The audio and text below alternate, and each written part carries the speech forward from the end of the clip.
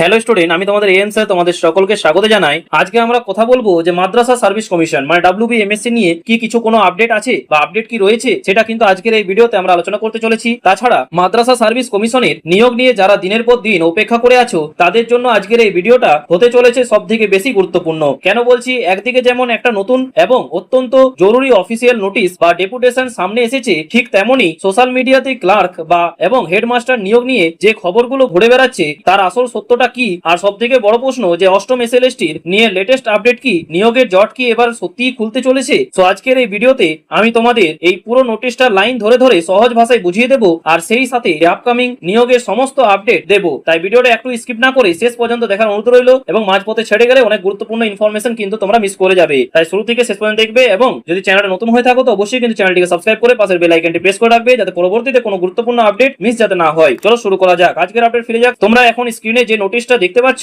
সেটা হলো যে অল বেঙ্গল অ্যারাবিক ফেডারেশন এর তরফ থেকে দেওয়া একটি ডেপুটেশন। দেখো একদম ডান দিকে রিসিভড স্ট্যাম্প মারা আছে, যেখানে স্পষ্ট লেখা যে 17 এপ্রিল 2026 অর্থাৎ একদম কারেন্ট আপডেট এই চিঠিটা দেওয়া হয়েছে ওয়েস্ট বেঙ্গল মাদ্রাসা সার্ভিস কমিশনের চেয়ারম্যানকে। এবার চলো দেখে নি যে সাবজেক্ট বা বিষয়ে কি বলা হয়েছে। এখানে লেখা আছে যে ডেপুটেশন সেকিং, ঠিক আছে, proactive steps for early disposal of WPA, ঠিক আছে, submission of final note 3562 of 2025। মানে কলকাতা হাইকোর্টে যে মামলাটা চলছে WPA 3562 অফ 2025, সেটা যাতে দ্রুত নিষ্পত্তি হয় তার জন্য কমিশনকে কিছু অগ্রণী বা প্রোঅ্যাক্টিভ ভূমিকা নিতে অনুরোধ করা হচ্ছে। মামলাটি মূলত কাট অফ ডেট বা যোগ্যতার সময়সীমা নির্ধারণ করা নিয়ে। চিঠিতে পরিষ্কার বলা হয়েছে যে এই মামলার কারণে পুরো নিয়োগ প্রক্রিয়া একটা দীর্ঘ সময়ের জন্য আটকে আছে। এর ফলে হাজার হাজার যোগ্য প্রার্থীর মধ্যে চরম হতাশা এবং অনিশ্চয়তা কিন্তু তৈরি হয়েছে। তোমরা যারা প্রস্তুতি নিচ্ছ তারা তো জানোই যে এই অপেক্ষার যন্ত্রণাটা ঠিক কতটা।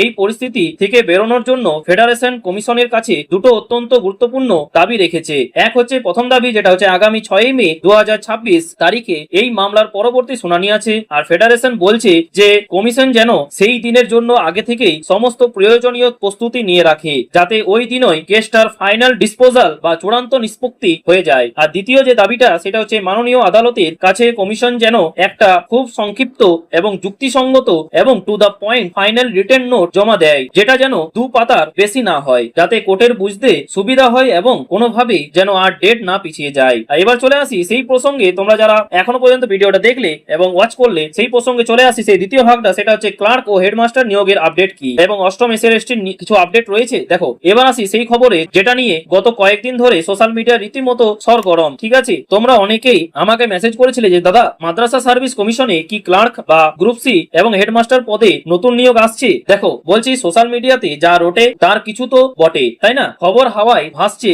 যে বর্তমান এই আইনি জটটা বিশেষ করে এই মে মাসের 6 তারিখে শুনানিতে যদি পজিটিভ কিছু হয় এবং স্টে অর্ডার উঠে যায়, তাহলে কিন্তু কমিশন খুব দ্রুত ব্যাকলগ বা আটকে থাকা কাজগুলো মেটাবে, আর সেই প্রসেস শুরু হলেই ক্লার্ক এবং হেডমাস্টার নিয়োগের একটা বড় শূন্য পদ পূরণের বিজ্ঞপ্তি আসার প্রবল সম্ভাবনা কিন্তু রয়েছে। তোমাদের কি মনে হয় অবশ্যই কিন্তু কমেন্ট বক্সে জানাতে ভুলবে না। এটা কিন্তু একটা খুব গুরুত্বপূর্ণ আপডেট কিন্তু উঠে এসেছে। 6 মেতে কিন্তু শুনানিটা কিন্তু হতে চলেছে। তাছাড়া কমিশনের অন্দরে কিন্তু এই নিয়ে তৎপরতা আছে। এতদিন এই আইনি গেড়াকলে পরেই কিন্তু নতুন নোটিফিকেশন আটকে ছিল। তাই আমি তোমাদের বলবো, যারা ক্লার্ক বা হেডমাস্টার পদের জন্য প্রস্তুতি নিচ্ছ বা এখনো নাওনি, তারা কিন্তু দ্রুততম কিন্তু প্রস্তুতি নাও এবং পড়াশোনাটা কিন্তু কোনোভাবেই থামিয়ে রেখো না। আর নোটিফিকেশন আসার পর কিন্তু প্রস্তুতির জন্য খুব বেশি আর সময় তোমরা পাবে না, তাই এখন থেকে কিন্তু লেগে পড়ো। আর এবার সব থেকে প্রতীক্ষিত বিষয়, যেমন অষ্টম এসএলএসটি মানে মাদ্রাসা সার্ভিস কমিশনের এই জট খোলার সাথে সাথেই কিন্তু এসএলএসটির একটা মানসিক এবং প্রশাসনিক যোগসূত্র রয়েছে। তোমরা জানো যে রাজ্যে শিক্ষক নিয়োগের প্রক্রিয়াগুলো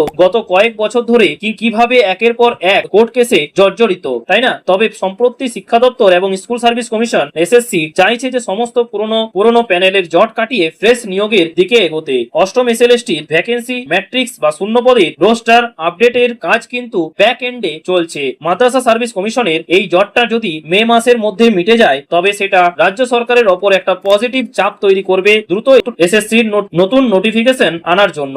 আশা করা যাচ্ছে যে এই বছরের মাঝামাঝি বা শেষের দিকে অষ্টম এসএলএসটি নিয়ে একটা বড় এবং সদর ঘোষণা আমরা দেখতে পেতে পারি। ঠিক আছে, তাই তোমাদের কাছে আমার একটাই অনুরোধ যে হতাশায় কিন্তু ভুগে হাল ছেড়ো না, নিজেদের সাবজেক্টের উপর জোর দাও এবং সিলেবাস রিভিশন করতে থাকো। ঠিক আছে, তোমাদের কিন্তু এই পুরো নিয়োগ প্রক্রিয়াটা কিন্তু শেষ হলেই তোমাদের কিন্তু 6 মের পর। আর তাছাড়া তোমরা এই পুরো পরিস্থিতি নিয়ে কি ভাবছো আর 6 মে কি সত্যিই কাটবে এই আইনি জট, নাকি তোমাদের মতামত অবশ্যই কিন্তু নিচে কমেন্ট করে জানাও, আর আমি তোমাদের সবার কমেন্ট পড়ি এবং রিপ্লাই দেওয়ার চেষ্টা করব। ঠিক আছে, আজকে এই ছিল আপডেট মাদ্রাসা সার্ভিস কমিশনের। আশা করছি তোমাদের সবারই ভালো লেগেছে, এবং যদি ভালো লাগে তো অবশ্যই কিন্তু এই ভিডিওটি প্রচুর পরিমাণে শেয়ার করে দেবে, যাতে এই ইনফরমেশনটা পেয়ে উপকৃত হয়। ঠিক আছে, আর ভিডিওটি যদি ইনফরমেটিভ মনে হয় তাহলে একটা লাইক করে দিও, এবং যারা চ্যানেলে নতুন তারা অবশ্যই কিন্তু চ্যানেলটিকে সাবস্ক্রাইব করে পাশের বেল আইকনটি প্রেস করে রাখবে, যাতে পরবর্তীতে কোনো আপডেট মিস যাতে না হয়। ঠিক আছে, আজকে এই পর্যন্ত, দেখা হচ্ছে পরের ভিডিওতে নতুন কোনো আপডেট। থ্যাংক ইউ, পাশে থেকো, সুস্থ থেকো।